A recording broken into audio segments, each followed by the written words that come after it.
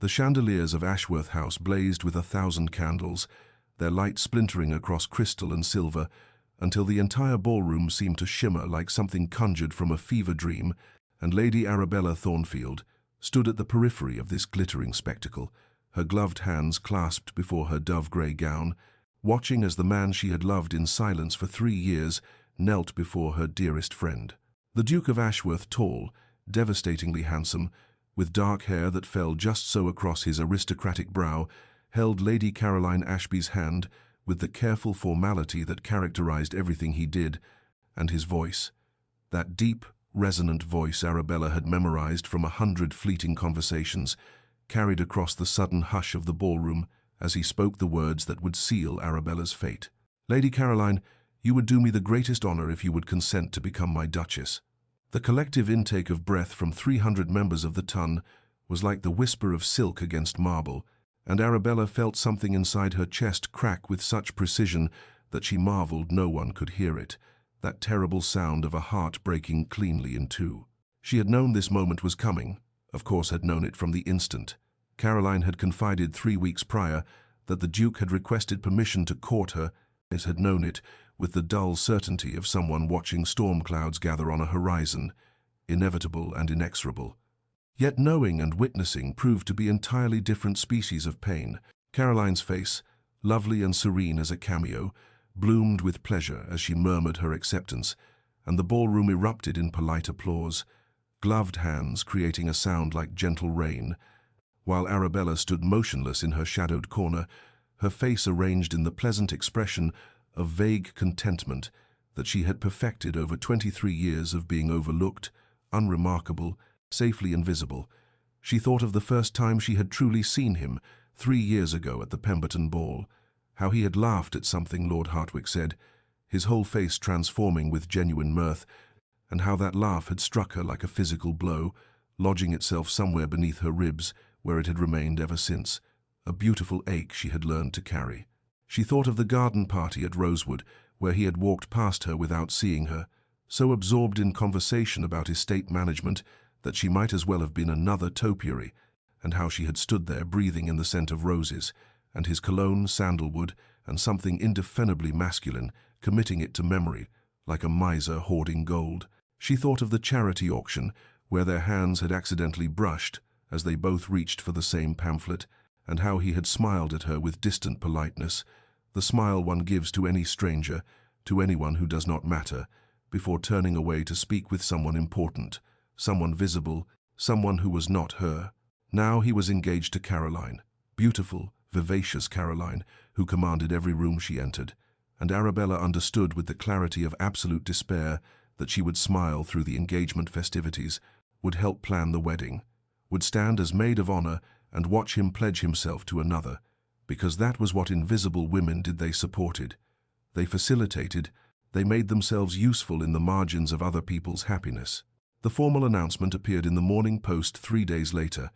black ink on cream paper declaring to all of London that His Grace, the Duke of Ashworth, had secured the hand of Lady Caroline Ashby,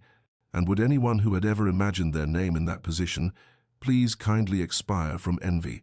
And Arabella read it over breakfast while her mother chatted about what a splendid match it was, how Caroline had done so well for herself, how the Duke was everything a gentleman should be titled, wealthy, handsome, principled, and wasn't it wonderful that Arabella would be so intimately involved in the wedding preparations, being Caroline's dearest friend and all. Arabella murmured appropriate responses while the toast turned to ash in her mouth, while she remembered the charity musicale 2 years ago when the Duke had stood beside the pianoforte listening to a soprano massacre, a perfectly innocent aria, and Arabella had caught his eye and seen the flicker of shared amusement there, just for an instant, before his attention had been claimed by Lady Hartwick, and Arabella had become invisible again, a ghost haunting the margins of his awareness. She remembered the afternoon at Kew Gardens, when she had been sketching the exotic orchids in the hothouse, and he had walked past deep in conversation about agricultural reform, and she had held her breath, as though by remaining perfectly still, she might preserve the moment of his proximity, might somehow absorb through the warm air between them some essence of him to sustain her through the long drought of his absence. She remembered last Christmas at the Blackwood estate, before the feud had intensified to its current bitter pitch when she had dropped her fan and he had retrieved it, his fingers brushing hers as he returned it, and she had stammered some idiotic thank you while her heart had hammered so loudly. She was certain everyone in the drawing room could hear it, a drumbeat of desperate longing that accompanied her everywhere he was. When Caroline had summoned her that afternoon to her drawing room, radiant with happiness, pulling Arabella into an embrace that smelled of rosewater and joy, Arabella had manufactured a smile from somewhere deep in her reserves of self-preservation and offered congratulations that sounded genuine even to her own ears, had listened to Caroline's breathless recounting of the proposal with appropriate exclamations of delight, had agreed that, yes, the Duke was everything wonderful, yes, Caroline was the luckiest woman in England, yes, of course Arabella would be honored to serve as maid of honor, as though her heart were not actively bleeding out inside her chest, staining everything crimson, while her face remained pleasantly composed. Caroline had noticed nothing, had seen nothing beyond her own happiness, and Arabella could not even resent her for it, because Caroline had never known, had never suspected that her quiet, unremarkable friend harbored feelings for anyone, let alone for the Duke, and Arabella had made certain of that, had guarded her secret with the vigilance of someone protecting something infinitely precious and infinitely fragile. That evening, alone in her bedchamber with the curtains drawn against the dying light, Arabella had permitted herself exactly 10 minutes to weep, great wrenching sobs that shook her frame, before she had washed her face, straightened her spine, and made the decision that had governed her existence ever since she would bury this love so deep that even she might forget it was there, would perform her role with such grace that no one would ever guess at the devastation beneath, would be the perfect friend, the perfect maid of honor, the perfect witness to someone else's happiness, because that was all invisible women were ever permitted to be. Viscount Damien Blackwood entered the Pemberton Ball 3 weeks after the Duke's engagement announcement, like a storm front moving across an otherwise placid sky, and the collective response of the assembled company was a frisson of delicious alarm. For Blackwood was everything the Duke was not dangerous, where Ashworth was principled, scandalous, where the Duke was irreproachable, devastatingly handsome in a way that suggested sin rather than salvation, with hair as black as midnight and eyes the color of smoke and secrets. The feud between the Ashworth and Blackwood families stretched back 3 generations to some dispute over land and honor that had calcified into the sort of hatred that becomes almost ritualistic, each slight begetting another until the original cause was lost beneath layers of accumulated grievances, and it was understood by all of society that the Duke and the Viscount were mortal enemies, that they moved through London's social sphere like opposing magnetic forces, repelling each other with such consistency that hostesses often had to choose which man to invite, lest their drawing rooms become battlegrounds. Arabella was standing beside Caroline near the refreshment table, listening to her friend's animated discussion of wedding breakfast menus with Lady Hartwick,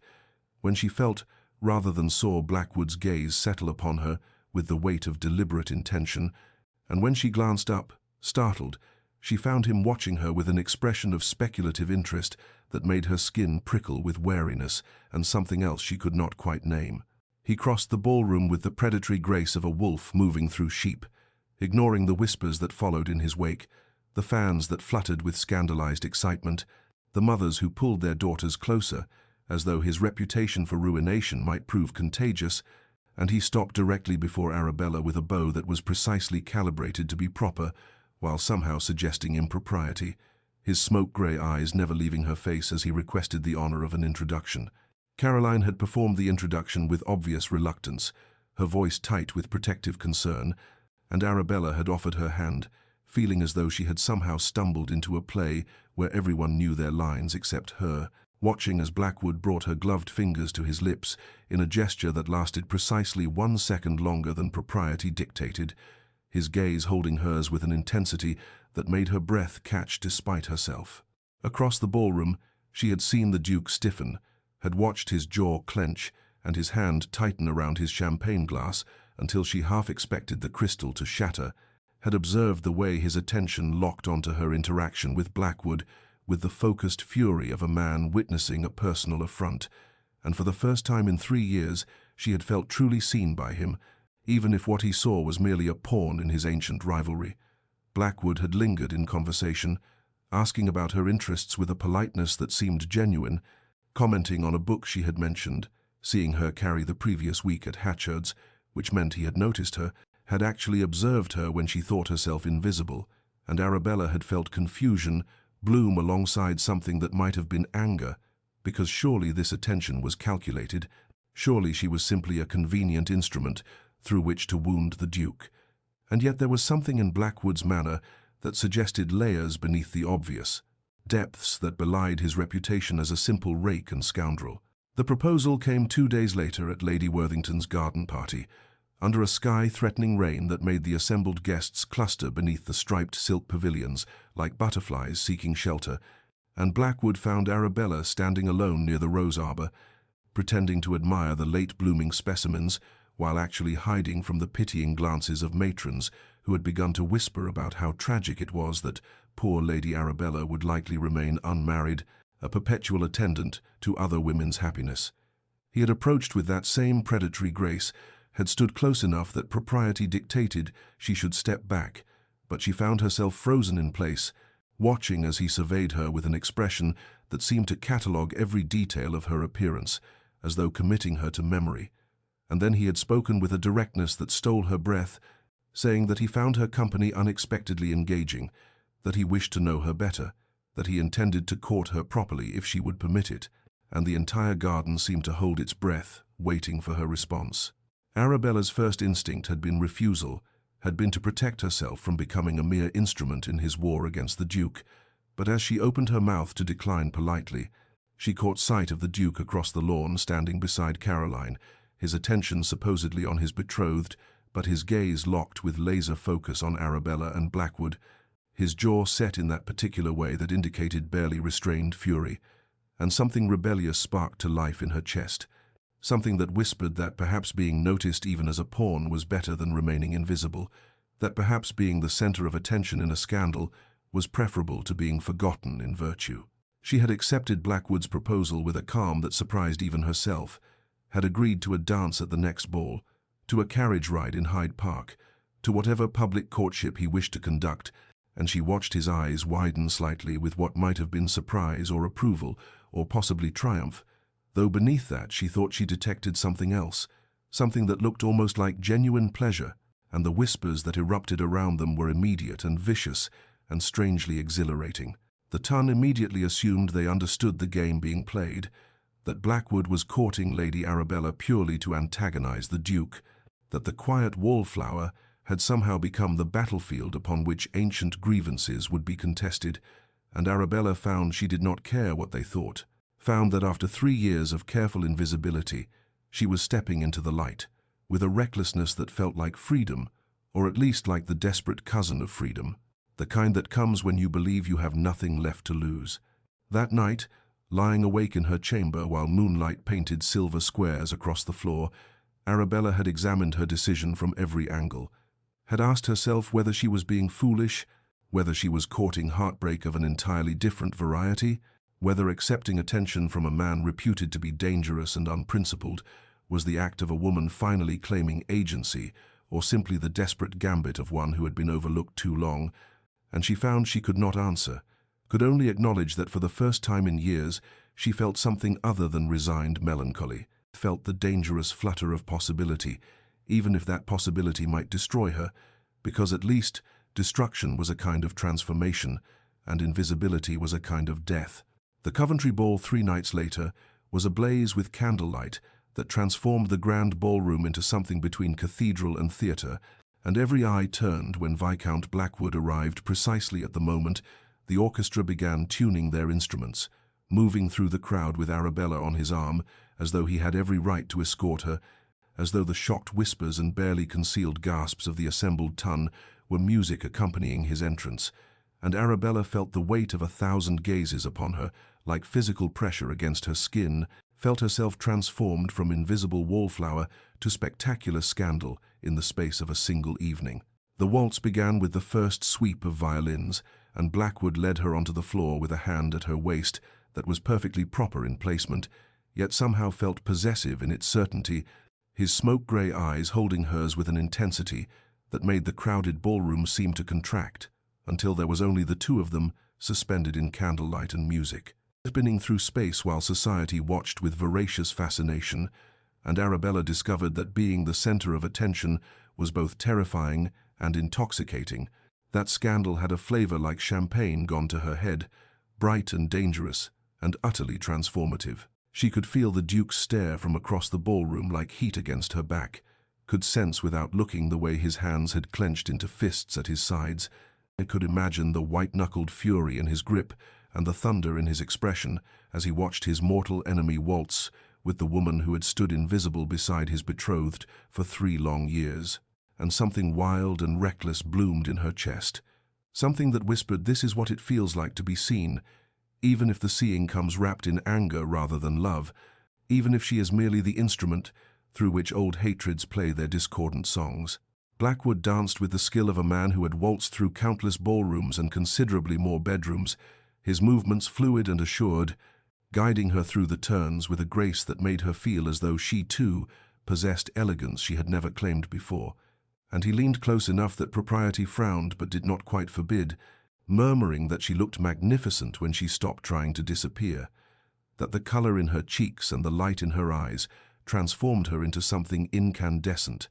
and Arabella felt layers of careful invisibility peeling away like old paint, revealing something raw and vital beneath. From the edge of the dance floor, Caroline watched with concern etched across her delicate features, her hand resting on the Duke's arm in a gesture that was meant to restrain him,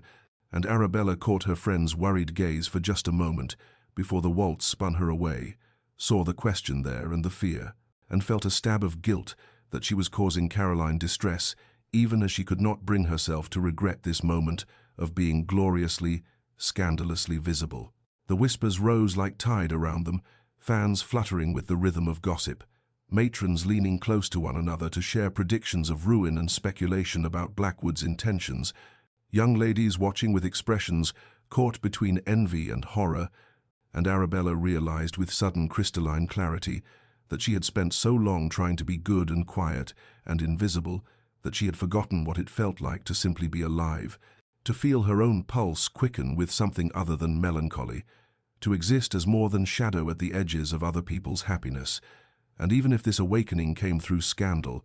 even if Blackwood's attention was calculated and the Duke's fury was merely wounded pride, she could not bring herself to care, because for the first time in 3 years she felt like a woman with desires and agency rather than a ghost haunting the corners of ballrooms, and that transformation, however it had been sparked, was hers to claim. The garden beyond the ballroom doors beckoned with shadows and silver moonlight, and when the final strains of their waltz faded, Blackwood had guided her through the French doors with a touch so light upon her elbow that she might have imagined it, leading her down stone steps still warm from the day's sun into a world transformed by night into something between dream and sanctuary, where roses released their perfume into air that tasted of approaching autumn, and the distant music from the ballroom seemed to belong to another lifetime entirely. They walked in silence at first along gravel paths that crunched softly beneath their feet, past marble statuary that gleamed pale as ghosts in the moonlight, and Arabella found herself waiting for him to speak, to reveal the calculated nature of his attention, to confirm what society already believed about his courtship being merely strategy in his war against the Duke. But instead he remained quiet beside her, with his hands clasped behind his back, his profile etched in silver and shadow as he appeared to study the night sky, as though reading prophecies written in constellations. When he finally spoke, his voice had lost that edge of practiced charm that characterized his public persona, had become something softer and more contemplative, as he said that he had watched her for longer than she knew, had noticed her at gatherings over the past year, standing at the edges of ballrooms with a book of poetry half hidden in her reticule, had observed the way her eyes would track certain conversations with an intelligence that her careful demeanor tried to conceal, had recognized in her the particular loneliness of someone who possessed depths that no one bothered to explore, and his words struck her with the force of revelation, because they suggested he had seen her even when she believed herself invisible, and had noticed her before the Duke's engagement had made her a useful pawn in ancient rivalries. Arabella stopped walking and turned to face him, the moonlight painting half his face in silver while leaving the other half in shadow, and she asked with a directness that surprised them both whether any part of his interest was genuine or whether she was simply a convenient instrument for causing the Duke pain. And she watched something flicker across his expression that looked almost like hurt before he answered. That perhaps it had begun as strategy, but had become something else entirely when she accepted his proposal with that combination of recklessness and resignation, when she had looked at him with eyes that suggested she was choosing to burn rather than fade, and he found himself genuinely wanting to know what fires burned beneath her careful composure, what passions she had taught herself to suppress in service of remaining acceptably invisible. He moved closer then, not touching but near enough that she could smell the sandalwood of his cologne and see the way the moonlight caught the silver threading through his dark hair at the temples, and he told her that she possessed the kind of intelligence that most men would find threatening, that she had clearly read philosophy and poetry beyond what was considered appropriate for young ladies, that he had heard her quote Marcus Aurelius under her breath at Lady Pemberton's dinner party, when the conversation had turned tedious, and he alone had been positioned to notice, and Arabella felt something crack in her chest at being so thoroughly seen, at having someone catalogue not her deficiencies, but rather the parts of herself she had learned to hide, because they made her unsuitable for the role of decorative wife that society demanded. She found herself confessing things she had never spoken aloud, found herself describing the suffocation of always performing appropriate feminine restraint, the exhaustion of pretending her mind did not race ahead of conversations to conclusions no one wanted to hear, the particular pain of loving a man who looked through her as though she were made of glass. And Blackwood listened with an attention so complete it felt like being held, and when she finally fell silent, he said that perhaps they were both tired of pretending to be less than they were, that perhaps there was freedom in choosing to be seen fully, even if that seeing came through scandal, and Arabella realized with dawning wonder and terror that her defenses against him were crumbling not because of calculated seduction, but because he was offering her something she had never expected to find, the dangerous gift of genuine recognition, and she understood with sudden clarity that the complexity of her situation had deepened beyond anything she had imagined, that she stood now at a crossroads where every choice would transform her, and there was no path back to the safe invisibility she had occupied before. The musicale at Lady Pemberton's townhouse 4 evenings later was meant to be an intimate affair, chamber music, performed by accomplished young ladies while society's elite sipped champagne and pretended to appreciate Vivaldi. But the Duke of Ashworth had arrived with thunder in his expression, and Caroline on his arm looking increasingly concerned, and he had positioned himself near the refreshment table with a vantage point that allowed him to track Arabella's every movement through the crowded drawing room, his jaw set with such tension that Caroline had whispered something that might have been meant to soothe him, but only made his scowl deepen. Arabella had arrived with her mother as chaperone, carefully not looking toward where the Duke stood radiating barely contained fury, and she had taken her seat for the performance with what she hoped was serene composure, even as her pulse hammered against her throat. But during the interval between pieces, he had crossed the room with such purposeful strides that conversations died in his wake,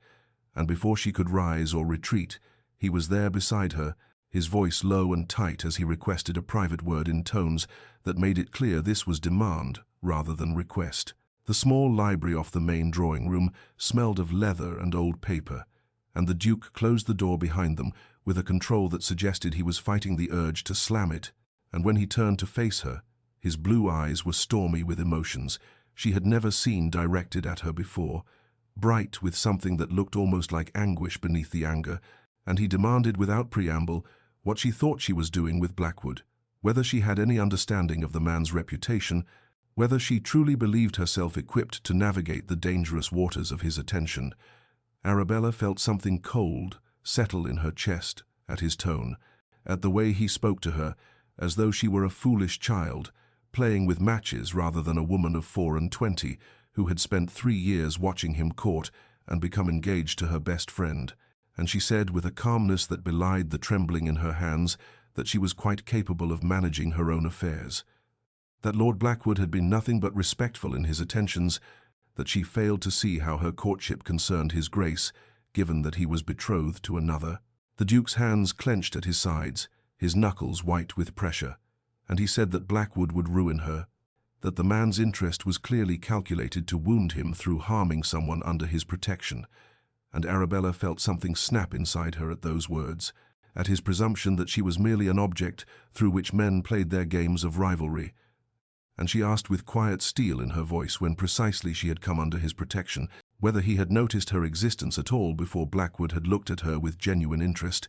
whether his concern was truly for her reputation or merely for his own pride at seeing his enemy pay attention to someone he had never bothered to see. The Duke stared at her as though she had struck him, his expression shifting through surprise and confusion to something that looked almost like pain, and he opened his mouth to speak, then closed it again, and Arabella watched him struggle with emotions he clearly did not understand, saw the way his certainty crumbled beneath her quiet accusations, and she realized with startling clarity that he genuinely could not articulate why her courtship with Blackwood affected him so profoundly, that his fury exceeded what protective friendship should inspire, and the first dangerous seed of possibility planted itself in her heart, even as she crushed it ruthlessly beneath the weight of 3 years' worth of unrequited longing and the memory of watching him propose to Caroline while she stood invisible at the ballroom's edge. The weeks that followed passed in a blur of transformation, each day marked by encounters that would have seemed impossible in Arabella's former life of careful invisibility, and she found herself awakening each morning with a sense of anticipation that felt both thrilling and terrifying as she prepared for yet another outing with Lord Blackwood, another afternoon where she would be seen and noticed and drawn into conversations that challenged her mind rather than simply requiring polite acquiescence. They drove through Hyde Park during the fashionable hour in his elegant barouche, and while society watched with hungry eyes cataloguing every gesture between them, he asked her opinion on the new translation of Homer that had caused such controversy in literary circles, and she found herself discussing dactylic hexameter and the challenges of rendering ancient Greek into English, while other young ladies simpered and discussed nothing more substantial than the weather, and the freedom of intellectual engagement felt like breathing clean air after years of suffocation. He took her to poetry readings in intimate salons where radical thinkers gathered to discuss Byron and Shelley, and though her mother accompanied them as propriety demanded, Blackwood ensured that Arabella was introduced as someone whose opinions mattered, whose insights were worth hearing, and she discovered a version of herself that had existed only in private imagination, the woman who could debate metaphor and meaning without apologizing for the depth of her thoughts. There were carriage rides through the countryside beyond London, where autumn was beginning to paint the landscape in amber and crimson, and during these quieter moments away from society's scrutinizing gaze, they talked of deeper things, of the masks people wore to survive the demands of their world, of the particular loneliness of being misunderstood or unseen, and Arabella realized that beneath his reputation as a rake and scoundrel, Blackwood possessed his own carefully concealed wounds, his own history of being reduced to caricature rather than recognized as fully human. The ton's gossip intensified with each passing week, whispers following Arabella wherever she went about the scandalous nature of her courtship, speculation about whether Blackwood's intentions were honorable or if she was merely a pawn in his vendetta against the Duke. But she found that she cared less about their judgment than she would have imagined possible, that there was a strange power in being talked about rather than overlooked, and she was becoming someone new in the crucible of their attention, someone who walked with her head high and met curious gazes with calm assurance rather than apologetic diffidence. Through it all, Caroline's wedding preparations continued with relentless momentum, and Arabella fulfilled her duties as maid of honor with what appeared to be gracious dedication, attending fittings for her bridesmaid gown in pale rose silk, offering opinions on floral arrangements and menu selections, listening to Caroline's excited plans for the wedding breakfast, while something twisted painfully in her chest. Because even as she was being transformed by Blackwood's courtship, even as she was discovering new versions of herself, the underlying reality remained unchanged, that in 6 weeks, the man she had loved in silence for 3 years would marry her dearest friend, would pledge himself to Caroline in a ceremony where Arabella would stand witness to the death of dreams she had never dared speak aloud, and she understood with aching clarity that transformation did not erase pain, but rather made it more complex, layering new emotions over old wounds until she could no longer distinguish between the healing and the hurting. The Duke of Ashworth found himself unable to concentrate on the simplest matters as October deepened and his wedding drew closer with each passing day, and he would sit in meetings with his steward discussing tenant concerns, only to realize he had absorbed nothing of the conversation because his mind was occupied with images of Arabella laughing at something Blackwood had said, her face transformed by genuine joy in a way he could not recall ever witnessing during all the years she had hovered at the edges of ballrooms while he danced with more celebrated beauties. Caroline would ask his opinion on some detail of the wedding breakfast menu, and he would respond with whatever seemed appropriate, but his thoughts were elsewhere, tracking the hours until he might encounter Arabella at some evening entertainment, and catalogue the changes in her that seemed to multiply with each passing week. The way she held herself with new confidence, the spark of intellectual engagement that lit her eyes when Blackwood drew her into conversation about literature or philosophy, and he found himself consumed by questions about what they discussed during their long carriage rides, what made her smile with such unguarded pleasure, what depths existed in her that he had somehow failed to perceive despite 3 years of proximity. He began arriving early to social events, with the sole purpose of observing Arabella's interactions with Blackwood, positioning himself where he could watch them without appearing obvious about his scrutiny, and he told himself this vigilance stemmed from concern for her welfare, given Blackwood's dangerous reputation. But there was a hollowness to this rationalization that echoed in his chest whenever he examined it too closely, a recognition that his emotions exceeded what protective friendship should inspire and ventured into territory that made him profoundly uncomfortable, given that he was betrothed to another woman and had no right to feel this consuming interest in anyone beyond his intended bride. The pivotal moment came at the Duchess of Marlborough's garden party on a crisp afternoon when autumn had painted the carefully manicured grounds in shades of amber and gold,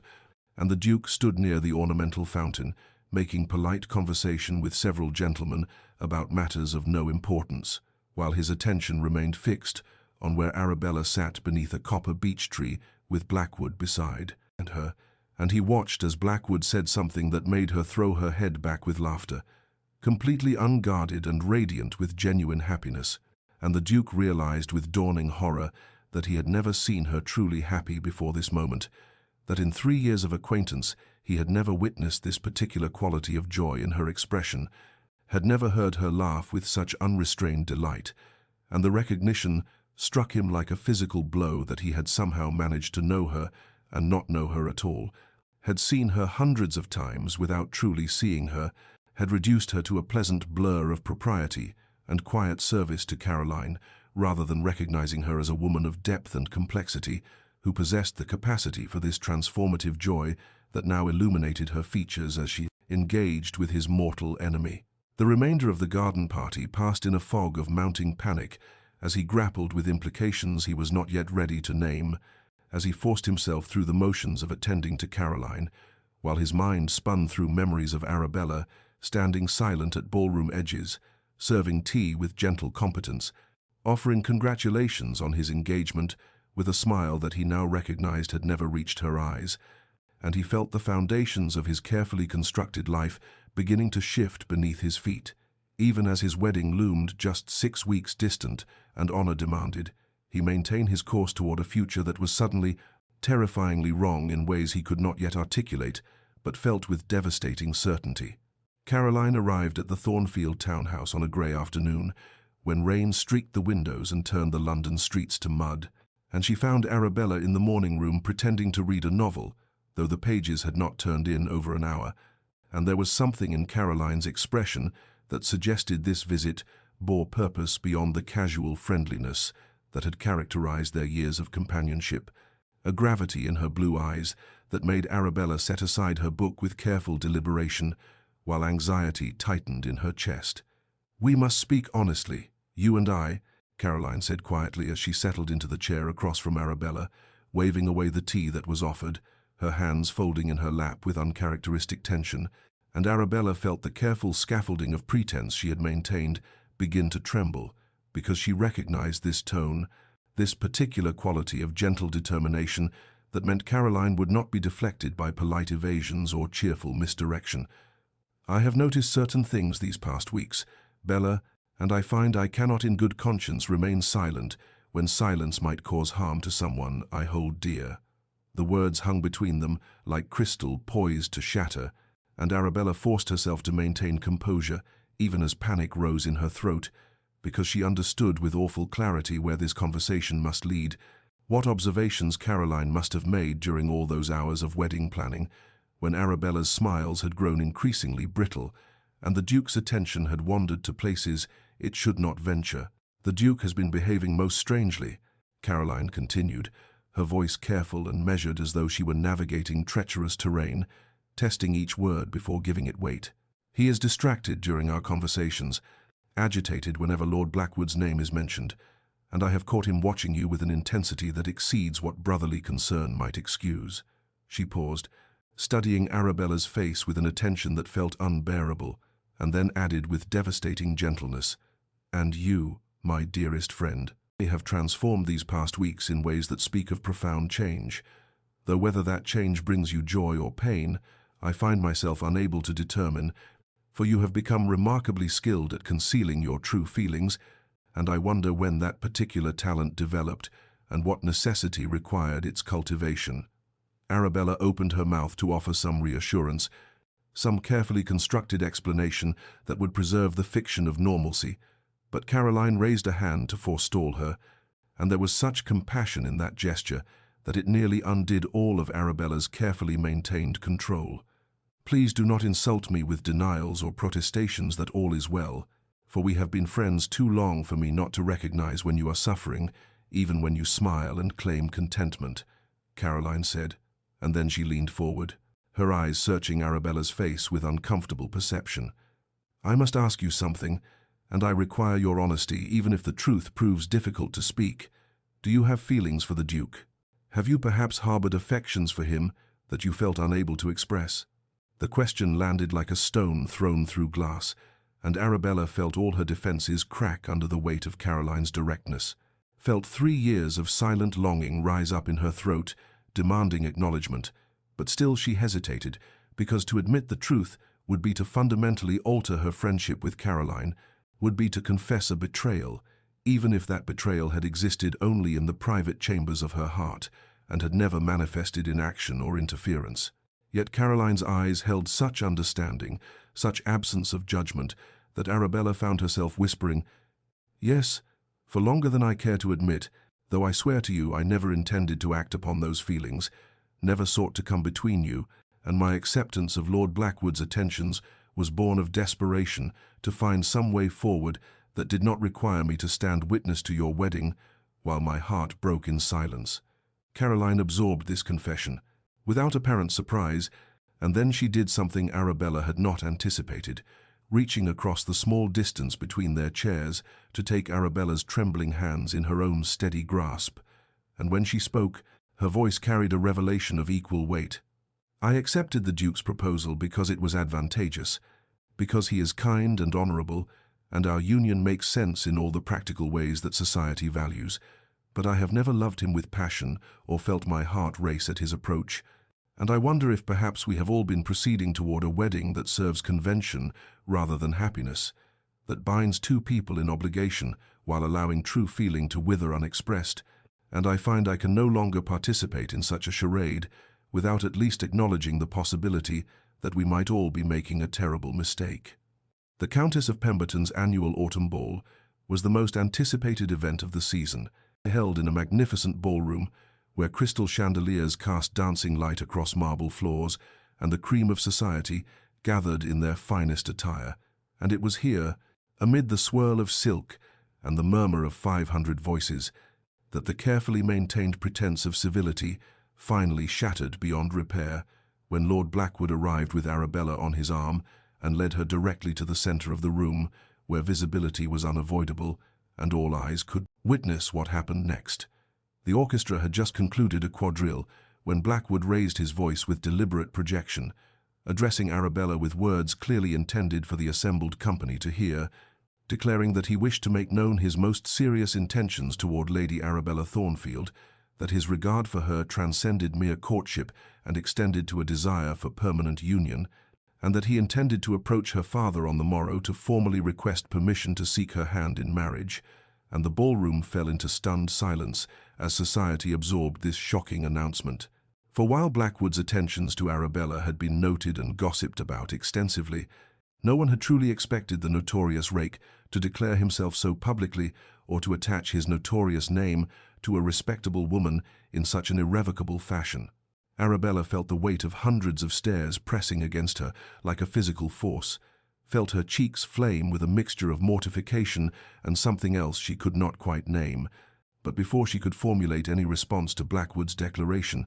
a commotion erupted near the refreshment tables where the Duke of Ashworth had been standing with Caroline, and suddenly he was striding across the ballroom floor, with his face contorted by fury and his hands clenched into fists, and when he reached them he seized Blackwood by the lapels of his evening coat and spoke in a voice that carried to every corner of the suddenly silent room. "You will retract that statement immediately and remove yourself from Lady Arabella's presence, or by God I will call you out and settle this matter as our fathers should have settled it a generation ago," the Duke growled, and there was such raw aggression in his demeanor that several gentlemen moved forward to intervene, but Blackwood merely smiled with cold amusement and replied that the Duke had no authority to dictate whom Arabella might choose to accept, that his own engagement to Lady Caroline precluded any legitimate concern beyond general friendship, and that his violent reaction revealed more about his own conflicted feelings than it did about any supposed impropriety in Blackwood's courtship.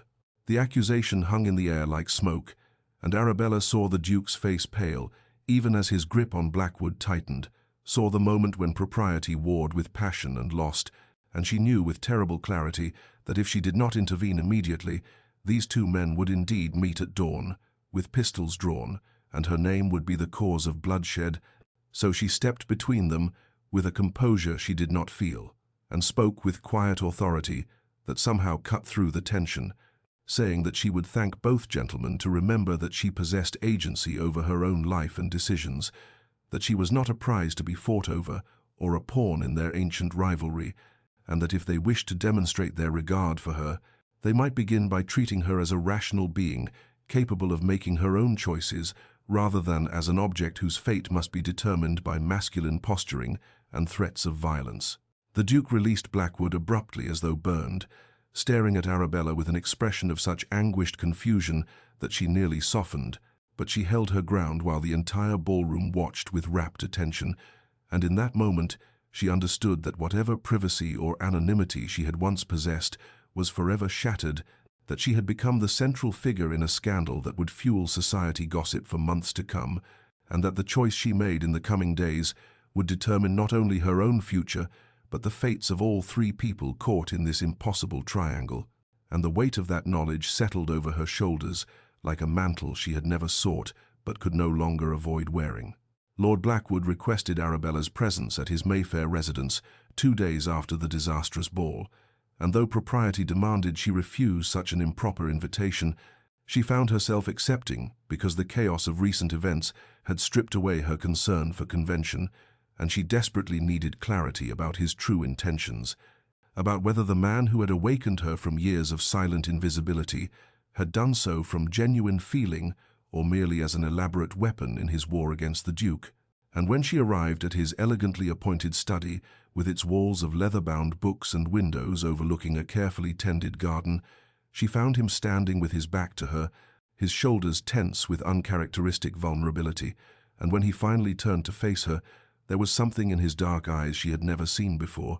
something raw and unguarded that made her breath catch in her throat. "I must tell you the truth, Arabella, even knowing it may destroy whatever regard you have developed for me," he began, his voice rough with emotion as he crossed to stand before her, close enough that she could see the fine lines around his eyes that spoke of experiences she could only imagine, and then he continued with devastating honesty. "When I first approached you at that ball months ago, my intentions were entirely calculated, born of a desire to wound the Duke in the most effective manner possible, for I knew he held some measure of protective feeling toward you as his betrothed's dearest friend, and I thought to use his enemy's attention to you as a blade to twist in an old wound, to remind him that everything he values might be touched and tainted by the Blackwood name." The confession struck her like a physical blow, even though some part of her had always suspected this truth, had recognized the too perfect timing of his interest, the way his attentions had seemed designed to provoke maximum reaction from the Duke, but hearing him speak it aloud still hurt in ways she had not fully anticipated, and she felt her defenses rising even as he raised his hand in a gesture that begged her patience. But I must also tell you that somewhere in the midst of our conversations, our rides through Hyde Park, our debates about poetry and philosophy and the nature of happiness, something shifted within me, and I found myself drawn to you, not as a means to an end, but as a revelation of what I had been missing in all my years of cynical pursuit, of pleasure and revenge, Blackwood said, and now he reached for her hands, his touch gentle and trembling in a way that contradicted his notorious reputation for cold calculation. You possess an intelligence that challenges me, a quiet strength that shames my own performative bravado, and a capacity for growth and transformation that has forced me to examine my own stagnant existence, and I have fallen in love with you, Arabella, genuinely and completely, though I recognize I have no right to expect you to believe me or to forgive the duplicity of my initial approach. She stood frozen, torn between the instinct to flee this admission and the treacherous hope that perhaps his feelings were sincere, that perhaps she had not been merely a pawn but had somehow become something more. And as she searched his face for signs of deception, she realized with startling clarity that her own feelings had evolved as well, that the woman she had become through their courtship was someone who no longer pined hopelessly for a duke who had never truly seen her, but rather someone who had discovered her own capacity for passion and demand for genuine regard, and she found herself asking the question that would determine everything. If the Duke were to declare for me tomorrow,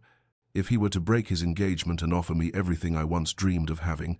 would you step aside and let me go? The Duke of Ashworth stood in his study at precisely 3 o'clock in the morning, unable to sleep for the third consecutive night, staring at the formal wedding invitation that bore his name and Caroline's in elegant script, and announced a ceremony scheduled for 3 weeks hence. And as rain lashed against the windows with autumn fury,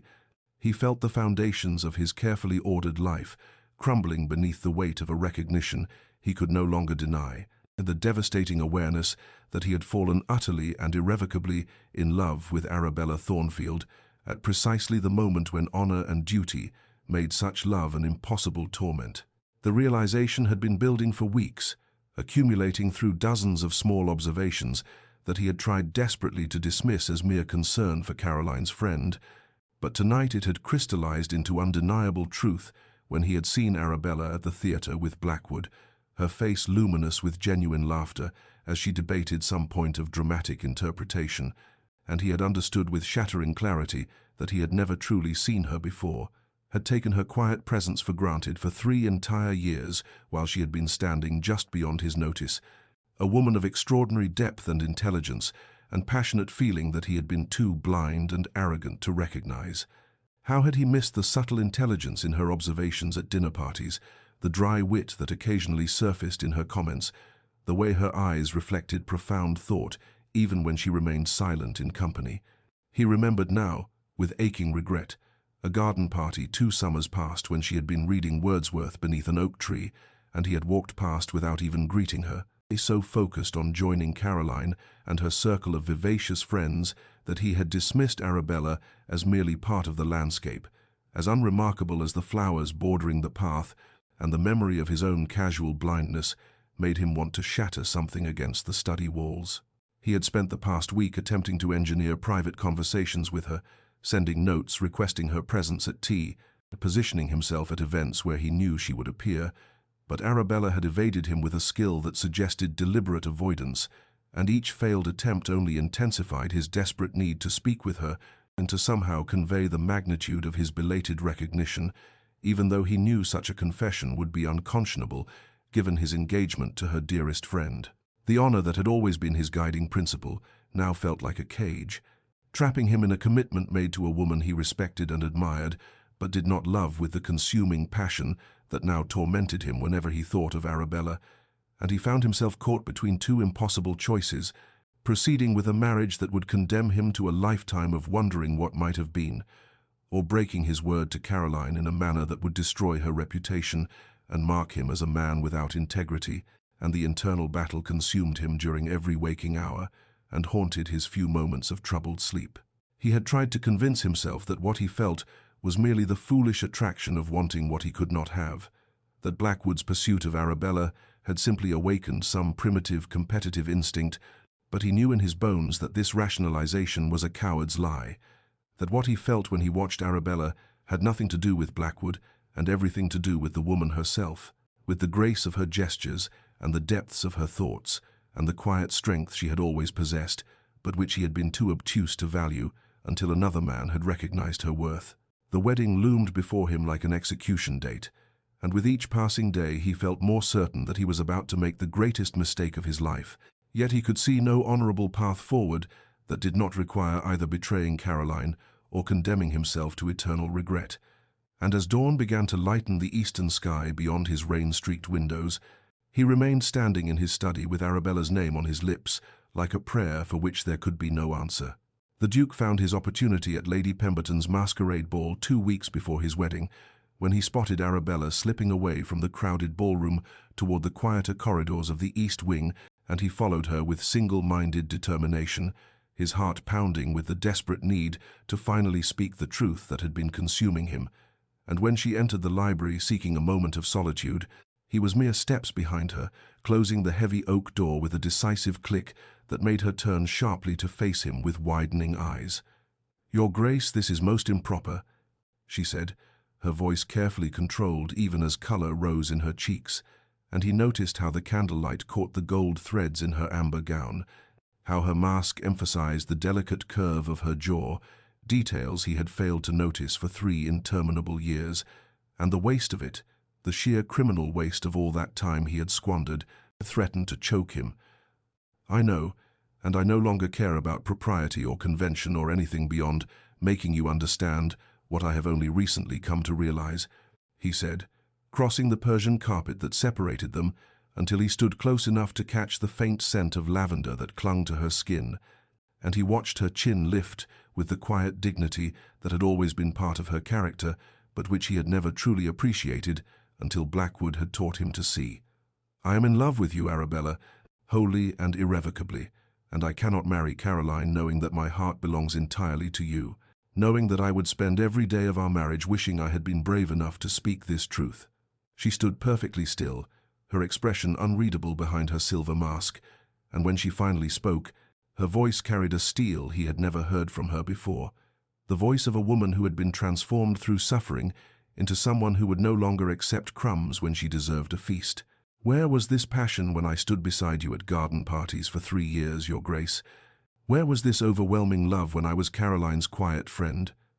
The wallflower you looked past as though I were part of the furniture, unremarkable and unworthy of your notice." The words struck him like physical blows, each one landing with devastating accuracy against the armor of his belated recognition, and he felt shame burn through him as she continued, her hands trembling slightly but her voice growing stronger with each accusation.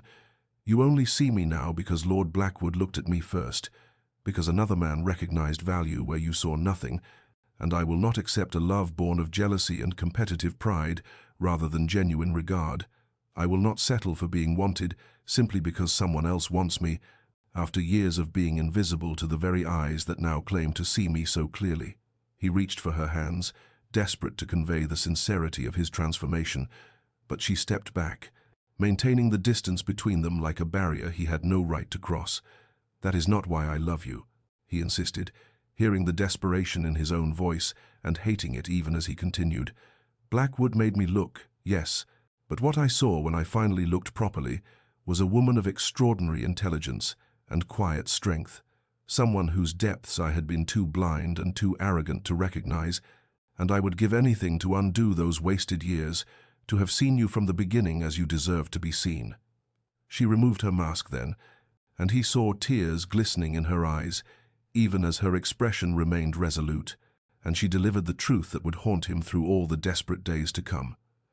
"But you did not see me, Your Grace, and that is a fact that cannot be altered by belated declarations or convenient revelations,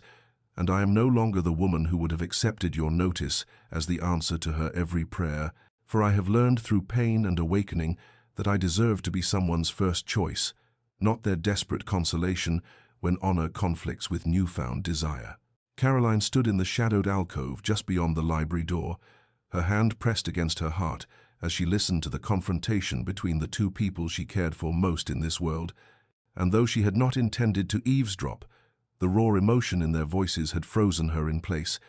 and now she understood with crystalline clarity what she had suspected for months but had been too kind, or perhaps too cowardly, to acknowledge directly. That Arabella had loved the Duke long before his proposal had ever been offered, and that the Duke himself had been blind to a treasure that had stood before him in patient silence until another man had forced him to open his eyes. She waited until Arabella fled the library with tears streaming down her face,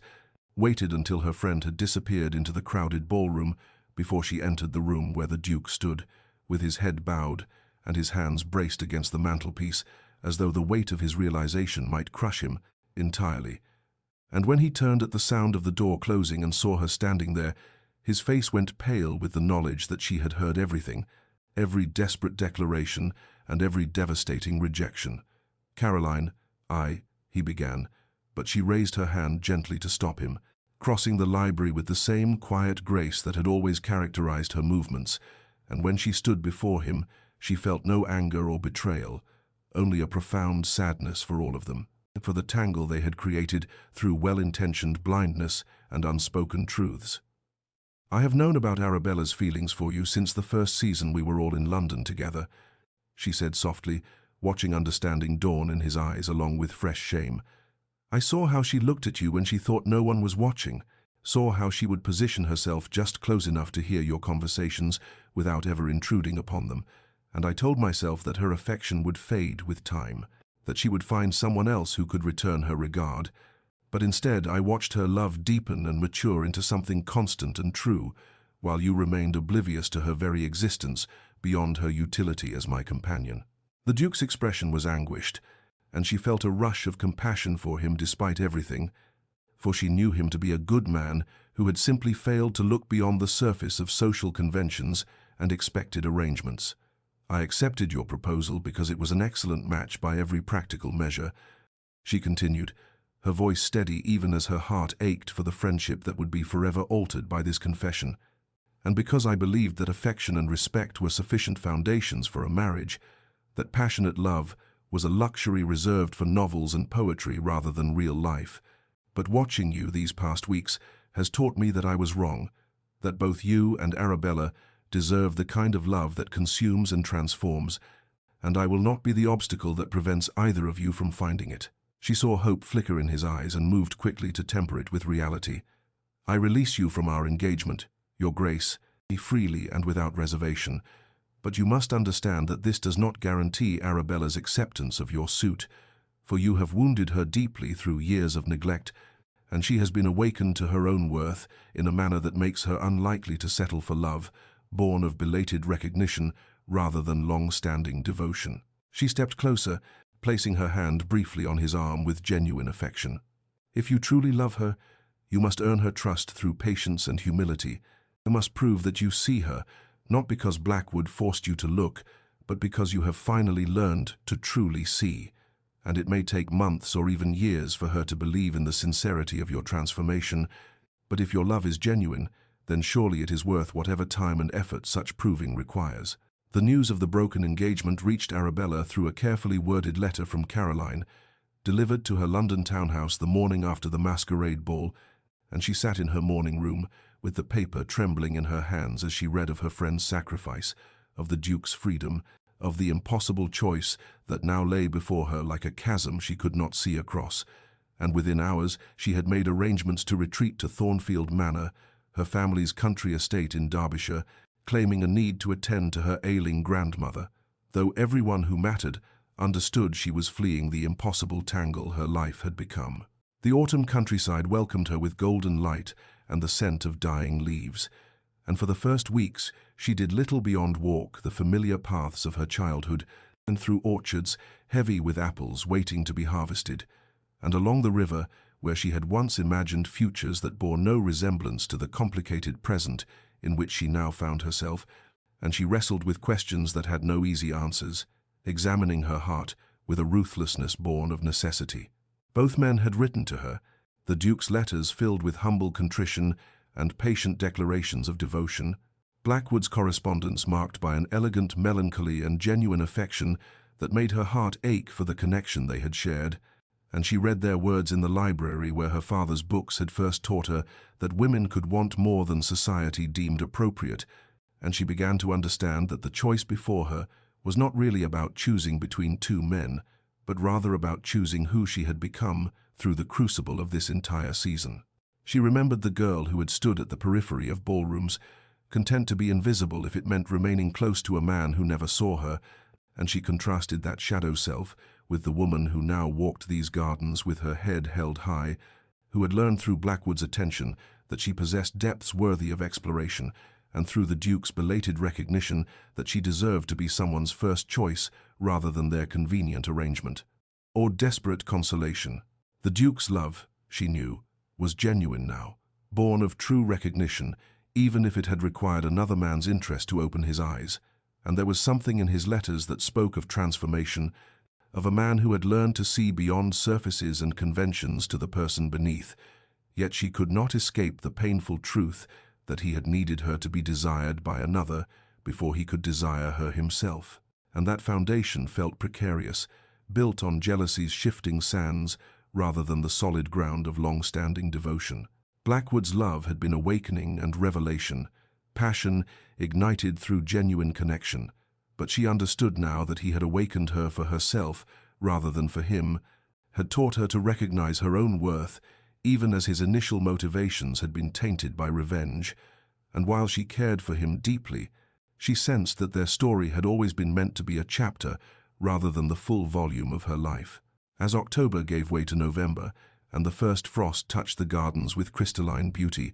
Arabella came to understand that she could choose neither man until she had first chosen herself, had claimed the transformation they had both facilitated, but which belonged entirely to her own courage and growth,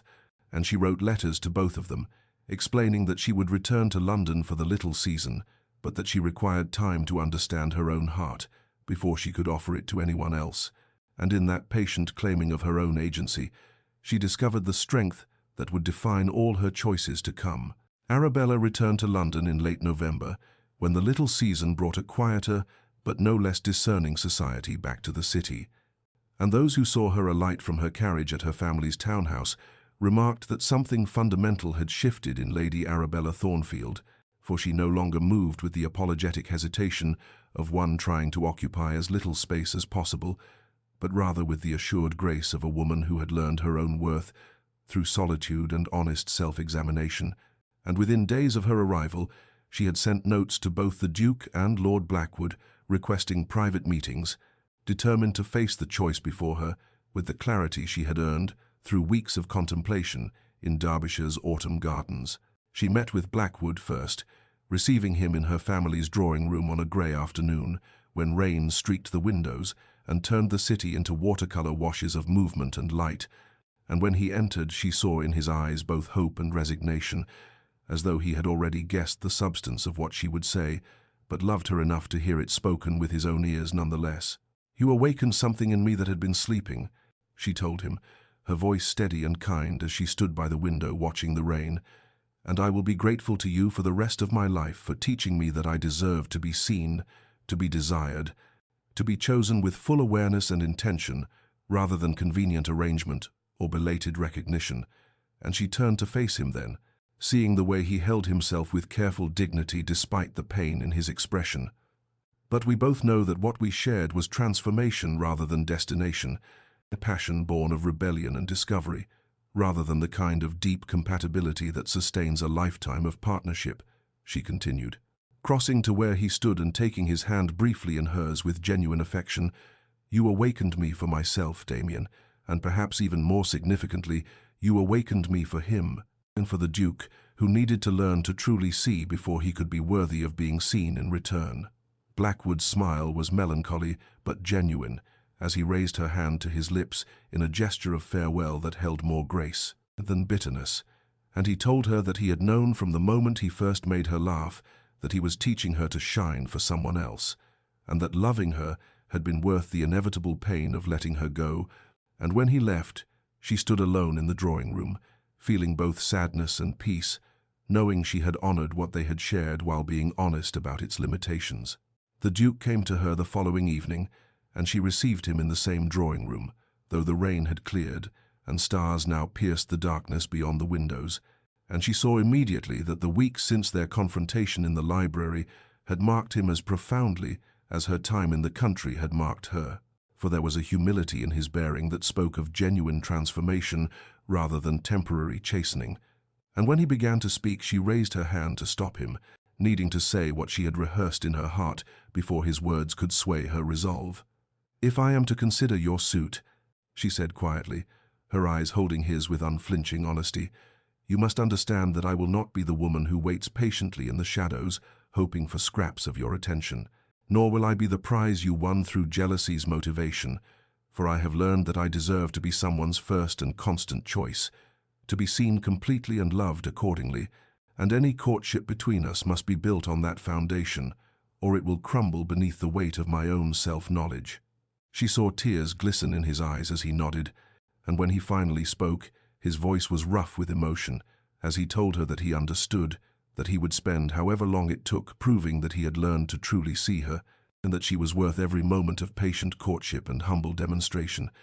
And in that moment of mutual understanding, Arabella felt the first fragile stirring of hope that perhaps, given time and genuine effort, they might build something real and lasting from the ashes of what had been lost. The Duke's courtship of Arabella unfolded across the winter months, with a patience and intentionality that spoke of fundamental transformation, for he arrived at her townhouse each Tuesday and Friday afternoon precisely at 3 o'clock, bearing not flowers or jewels but rather books he thought she might enjoy, volumes of poetry and philosophy and natural history that demonstrated he had listened to her observations about the world and remembered what sparked light in her eyes, and they would sit in her family's drawing room with her mother as chaperone and discuss ideas with the kind of intellectual equality that Arabella had never imagined possible with a man of his station, their conversations ranging from the reform movements sweeping through Parliament to the Gothic novels she confessed to reading in secret, to theories about the natural world that she had previously kept hidden for fear of seeming unladylike. He attended the same charity events she favored, not the glittering balls where he had once held court, but rather the smaller gatherings organized to raise funds for orphanages and schools for the poor, and he listened as she spoke passionately about the need for education reform and the rights of those society deemed beneath notice.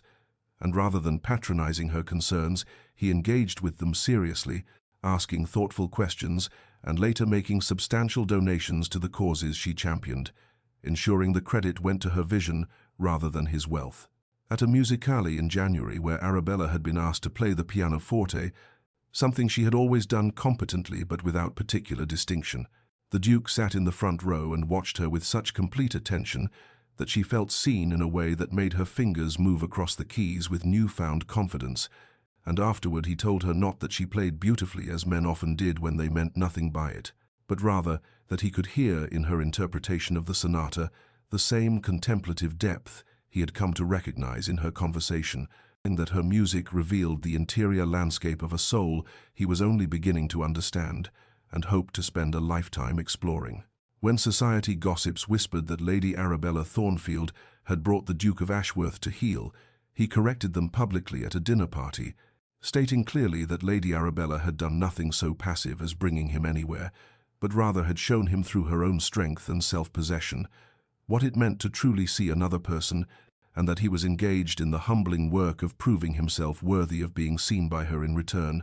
and his words silenced the gossips while making Arabella's heart contract with cautious hope. He wrote to her between their scheduled meetings, letters that bore no resemblance to the passionate declarations he had penned during her retreat to Derbyshire, but rather contained observations about his days, questions about her thoughts on matters both trivial and significant.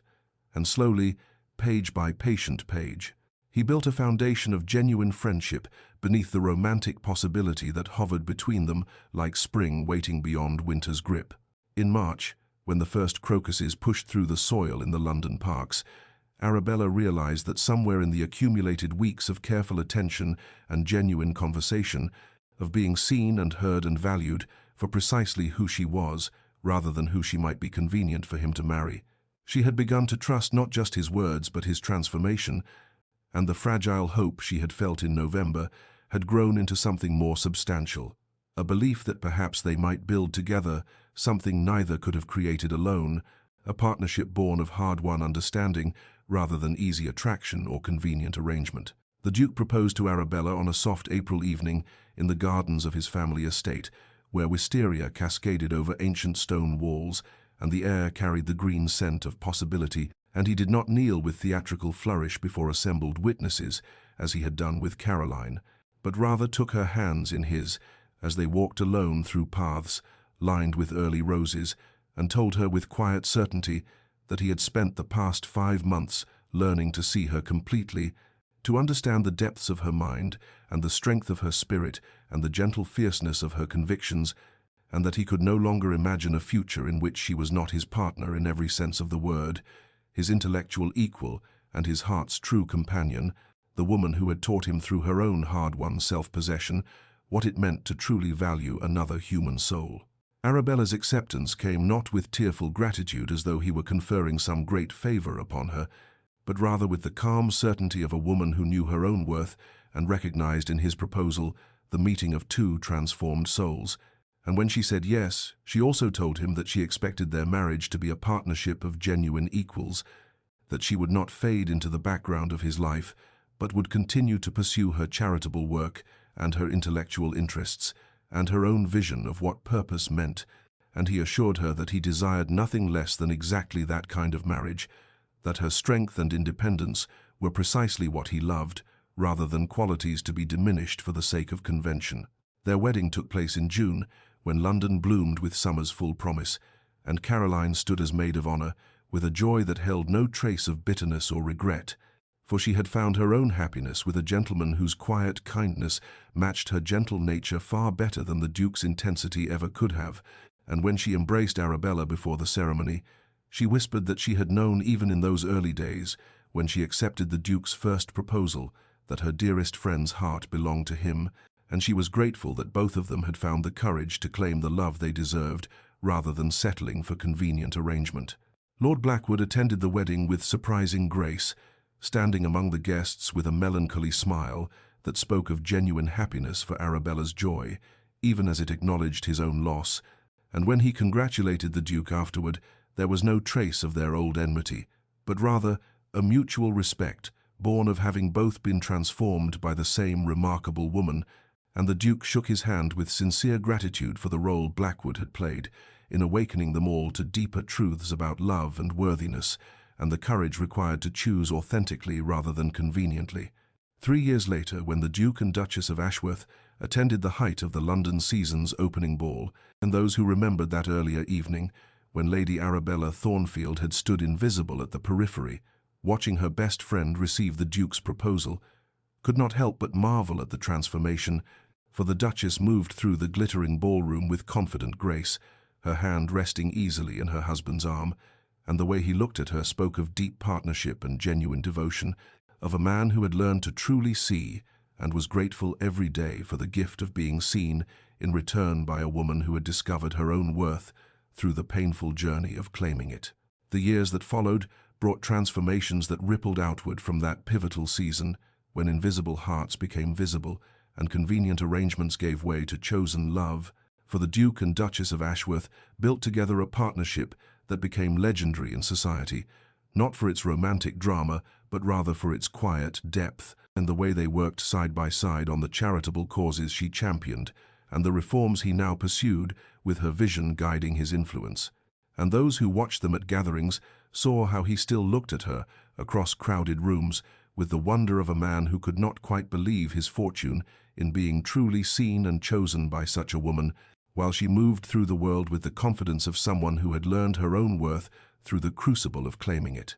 Caroline flourished in her own marriage to the gentle gentleman whose kindness had always suited her nature far better than ducal grandeur ever could, and the friendship between the two women deepened into something richer than it had been when unspoken truths had created distance between them. For now they could speak honestly about their hearts and their choices, and support each other with the wisdom born of having both chosen authentically rather than conveniently. Even Lord Blackwood found his redemption through the strange alchemy of that transformative season, for having loved Arabella genuinely, if briefly had awakened in him a capacity for authentic feeling he had thought lost to cynicism, and he became known in later years not as the Duke's enemy, but rather as a trusted friend to them both, a man who had played his part in a larger story of transformation and had emerged from it better than he began. Dear listener, perhaps you recognize in this tale the truth that lives in all our stories, that we spend so much of our lives invisible to those around us and sometimes even to ourselves, playing roles we think we must perform while our authentic selves wait unacknowledged in the shadows of what we believe is expected. The danger of being unseen is not merely that others fail to recognize our worth, but that we begin to believe we have none, that we fade into our own peripheries and watch life unfold for others, while assuming our desires are too insignificant to voice or our dreams too foolish to pursue. Yet transformation becomes possible the moment we choose to be seen, even when being noticed brings scandal or disruption, or the uncomfortable dissolution of what was safe and familiar. For sometimes the greatest act of courage is simply refusing to remain invisible to ourselves, claiming space in our own stories rather than serving merely as scenery in the narratives of others. If you find yourself standing at the periphery watching others receive what your heart secretly desires, know that your story need not end in quiet resignation, that you have permission to step into the light of your own life and assert that your feelings matter and your worth exists, independent of whether anyone has yet recognized it. The greatest love stories, the truest partnerships, the deepest joys are not found in convenient arrangements or safe choices, but rather in the terrifying, beautiful work of allowing ourselves to be fully seen and choosing those who have done the difficult work of learning to truly see us in return,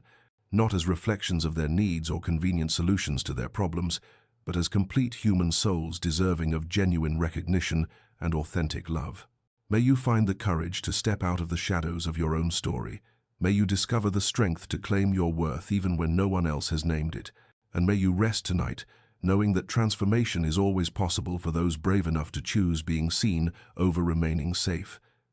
This has been a tale from Wistful Narrator, and if it has touched your heart, I invite you to subscribe and share it with someone who needs reminding that they deserve to be the protagonist of their own beautiful story, rather than merely the supporting character in someone else's convenient arrangement.